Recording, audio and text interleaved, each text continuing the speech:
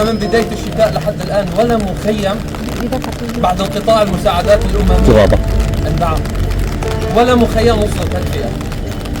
2.8 مليون دخلوا حاليا في كارثة إنسانية بعد قطع المساعدات الأممية عن المناطق المحررة شمال غرب سوريا ل 2.8 مليون مهجر نازل. هذا مثال كثير بسيط موجود هون من الناس اللي عم تغرق في البرد والقهر، عم تغرق في الانتباهات، تتحمل كل شيء فوق منها. بدنا نقول عليهم طبعا. خليك انصف ما بين ابن غسيل وطفل غسيل، ما بين ابن ادري وطفل ادري ايضا. كونوا مع حملات التدفئة. نحن لازم نكون اكثر اصرار، لازم نكون اكثر اراده.